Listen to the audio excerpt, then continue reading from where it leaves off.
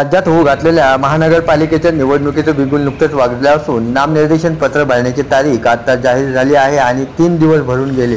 परंतु कोपरगाव शहरामध्ये मात्र तिसऱ्या दिवशी फक्त एक नामनिर्देशन पत्र भरण्यात आले आहे। त्यामध्ये बीना विनायक भगत यांनी आज अखेर दुपार 3 वाजेपर्यंत हे नामनिर्देशन पत्र भरले आहे। पुढील कारवाई ही चालू राहणार असल्याची माहिती निवडणूक निर्णायक अधिकारी सौ भारती सागरे यांनी दिली आहे। CNI महाराष्ट्र न्यूजसाठी संपादक अमीन शेख, अहिल्यानगर।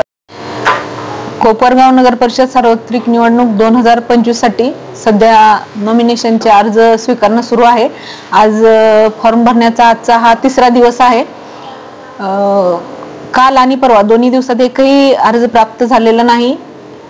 नॉमिनेशनचा अर्ज निरंक आहेत 2 दिवसाचे। आज तिसरा दिवस आहे। तिसऱ्या दिवशी आज रोजी अपक्षाचा एक फॉर्म भगत बीना विजय हा आरो कार्यालयात प्राप्त झालेला आहे।